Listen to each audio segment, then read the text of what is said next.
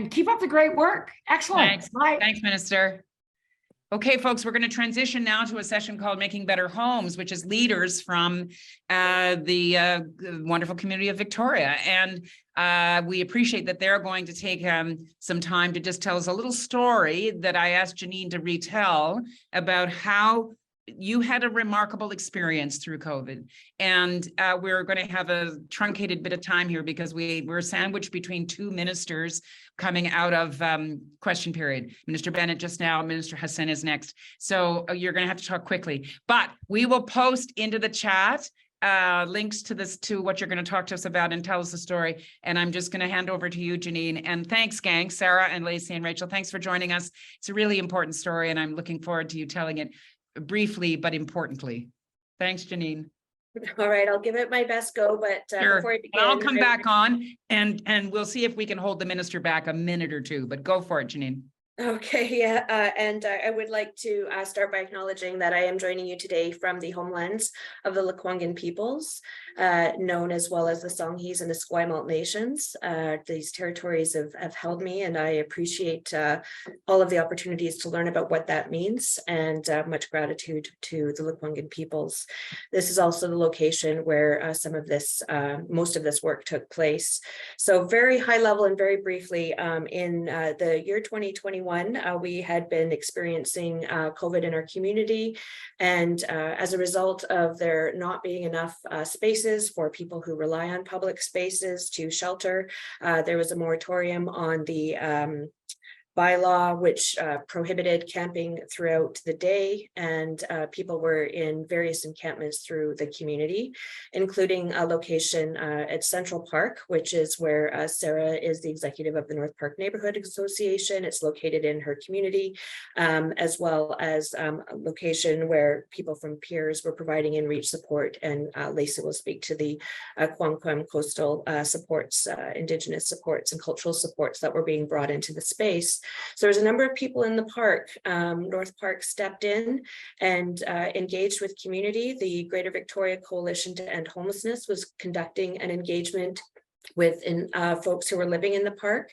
We had hired peer researchers, people who were experiencing homelessness living in the park, as well as people's lived experience, to conduct engagement. We were having talking circles. We were facilitating activities to, in real time, look at participatory action to see how we could support improving the situation with the people who were in it, as well as looking at developing frameworks for self-managed and supported encampments as an interim measure where people's basic human rights were not being met. All of this, of course, was being done in the aforementioned drug supply poisoning crisis, housing shortage, and the ongoing genocide of Indigenous persons in Canada. It was not unexpected, but there was a flood in the encampment there, and there was a video that went viral around that experience.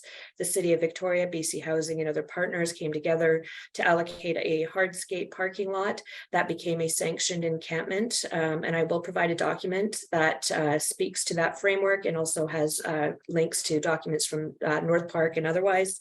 And out of that came a space where people were permitted to be, a smaller community. There was a warming tent that was staffed, funded by some grants through the North Park, and they'll speak to that. And peers and other supports came in.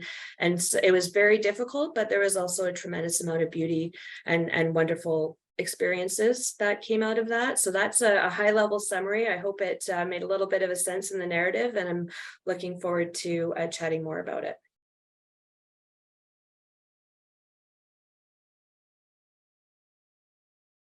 Great, fantastic. Well, who wants to go next in terms of providing their perspective in terms of how you experience this? I think part of what we're promoting here is storytelling as a way of learning, right?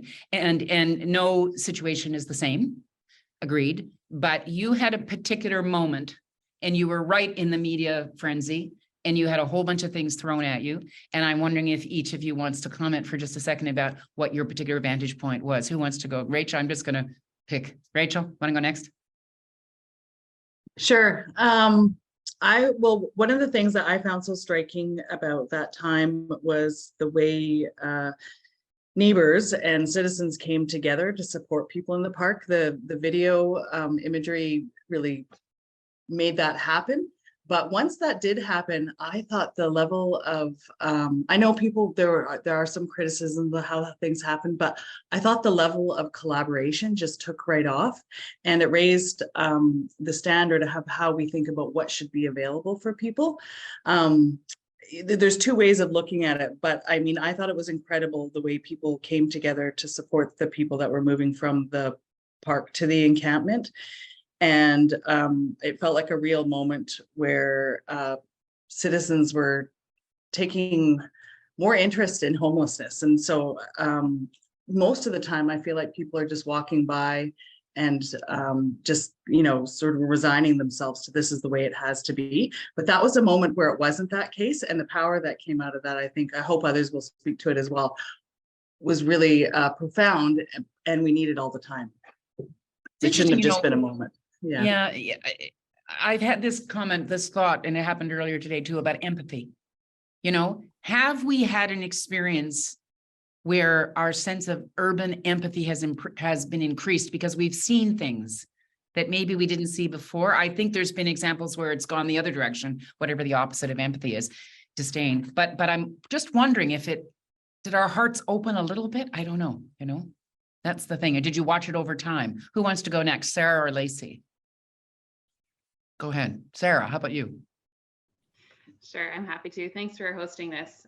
Appreciate the opportunity to talk Glad to about have you. this. Yeah. Yeah, so it's really interesting. Janine did a great job of summarizing the situation. And at a time when some neighborhood organizations were organizing legal battles and setting up Twitter profiles, our neighborhood association took a bit of a different tact. We began organizing distributions of food and hygiene supplies and set up a community donation tent. And with the folks on this call, began hosting weekly circle meetings in the park, the original location of what was one of Victoria's most densely populated parks where sheltering was taking place. And every week we kept hearing the same things. We heard that folks wanted access to showers and washrooms, and so we'd spend the time in between those weekly meetings advocating for existing facilities to be opened. We kept hearing that there was a need for a warming tent. Even as early as the fall and summer, people were saying we need somewhere to be warm and dry. Here on the West Coast, we call winter the rainy season. And it's impossible to be well when you're cold and wet all the time. And it wasn't until this group sort of came together and kept pushing that we were able to leverage some Red Cross funding to have peers operate a warming tent at the parking lot where the sort of self-managed encampment was run. But it was quite remarkable seeing the response from the community. It was really difficult as well. We're still addressing some of the fallout from the community, and there were a lot of big feelings from our community members. Some folks were really disappointed that we were as involved as we were. Other folks wanted us to be more involved. So navigating the wide spectrum of opinions from the community was difficult. We don't regret being as involved as we were, and we would do it again in a heartbeat. And it was a really good learning opportunity. Once the relocation happened to the parking lot, there were volunteers and board members who spent their entire Christmas holiday in the parking lot, setting up the pallets and tents and drilling the tents into the parking lot so that they wouldn't blow away in the wind. And it was quite remarkable to see the response from the community, and at the same time, very difficult for this community at the same time. You know, it's interesting. We put up a platform called City Share. Some people will put it into the chat. It's called citysharecanada.ca. And it was to start to identify these kinds of grassroots community responses, people just getting on with doing it, right? And it's I feel like it's such a challenge to figure out, when do we need volunteers and community groups and individuals to step in versus professionals, people that work in the sector, government. It's tricky, eh? And somehow during COVID, I feel like nobody spent very much time saying, no, that's not my job or that's not my jurisdiction. We just all rolled our sleeves up, right? And now here we are. Are we going to settle back into a no, wait, no, you know what I mean? And that's I just always wrestle with that. Go to citysharecanada.ca. You'll see a gazillion smart ideas that were of things people did. And I don't want to lose that. But at the same time, I know we've got to normalize it somehow. Lacey, what's your perspective on that? I'm sure you deal with that dilemma all the time. Yeah, I'll just share a bit of background on QomQem Coastal Connections, which Sure. is QomQem is it translates to strong in most Coast Salish dialects. So strong coastal connections. We're an Indigenous outreach program that grew from responding to the pandemic. We were first a team of just 2 of us and a few others that were part-time Indigenous outreach workers that were hired on through peers to do encampment outreach for Indigenous folks, just recognizing that, you know, that we could provide some culturally safe support for folks and advocate for housing and those pieces. But during with what Janine spoke to, and Sarah and Rachel, just about at RAP, just thinking back to some of the pieces, I guess, culturally that we brought, you know, to that community that was kind of founded at Royal Athletic Park in Victoria. Yeah, I think we really recognized, you know, for the first few months that we were out, that Indigenous folks were really missing that connection to culture and, you know, to ancestors and to strength, you know, that we find within, you know, our culture. So our team really started focusing on being able to bring around cultural events to encampments all throughout Victoria and to different supportive housing sites. And I think one of the most powerful, and actually one of the first cultural events that we brought was to the community Janine was talking about that flooded. We had brought some drummers. We had a local Songhees family, a Coast Salish nation here on the South Island, cook fry bread. So we had fry bread and drummers come.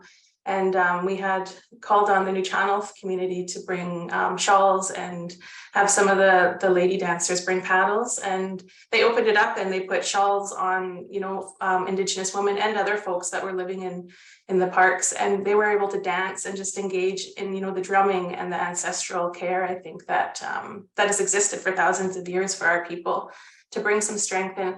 And talking to one of the women that I had connected with, I went back the next day after I knew that she had danced, and she just said she hadn't slept that well in years. So just recognizing the strength and the power, and just like the Aitchgolowans, the good feelings that come, you know, from engaging in our culture. So we recognized the need to make sure that we were able to build on that and continuously bring it to folks that we work with, that, you know, that are living outside or using substances and that have been displaced from their communities and cultures because of colonialism and because of, you know, being pushed out. So I think that's a really a big foundation of what we do here at QomQem Coastal Connections, is just reconnecting folks to culture, having a really low barrier access to, you know, engaging in different cultural ceremonies or drumming and connecting to elders and those things. So, and another thing I think that was really powerful that grew out of response to the pandemic was there's about 15 of us Indigenous outreach workers that work at all different organizations within Greater Victoria, and we come together every 2 weeks just to connect, to hold each other up in this work, but also to plan larger cultural events and seafood feasts that we host for this our Indigenous street family. So yeah, we've done lots of work around eviction prevention for Indigenous folks in the city, just larger cultural reconnection events for people as well. And we're a pretty powerful little group. We're the IOW, but we also call ourselves the Aitstilnuch, which translates in Lekwungen language to good medicine. So just recognizing, you know, our role is just to share good medicine with our relatives that are on the streets and that are struggling. And a big component, I think, that differs in the way we do our work is just really recognizing all the people that we support as our relatives, as our cousins, as our aunties, and just, you know, carrying forward that love and that care that is a foundation for Coast Salish governance and laws. So,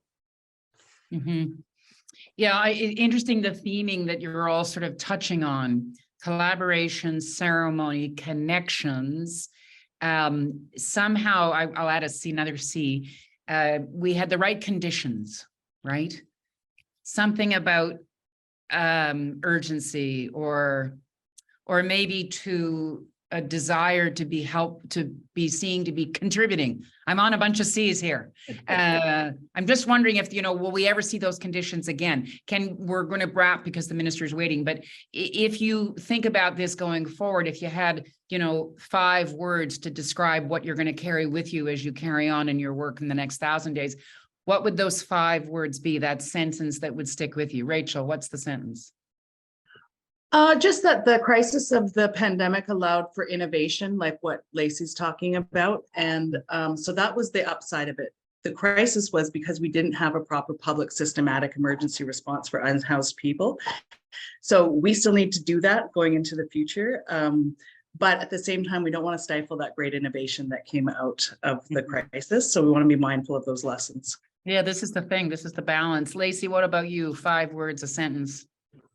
Oh, I think moving forward, we'll just continue to work at collaborating with Indigenous and non-Indigenous orgs to carry on this good work and just to bring care and love and holding folks up, either that are doing the support work or that are experiencing being unhoused or using substances. So collaboration and care. Collaboration and care. We're on the C's. The C's. Okay, Janine. Last words to you. Sarah, did I already get you? No, I've still got to get Sarah's. 5 words from Sarah, 5 words from Janine. Echo what my colleagues have said, taking the grassroots approach that was done by necessity and looking how do we translate that into a system response. We need to continue to fund the amazing work that's happened. Do not defund that because we'll be back at square one. And just, it is our job. No one is to blame, but everybody is responsible. I thought you were going to say no one is to blame and everyone's to blame. We had a session at midday where Bruce Katz said no one's in charge and everybody's in charge. 5 words, a sentence from you, Sarah.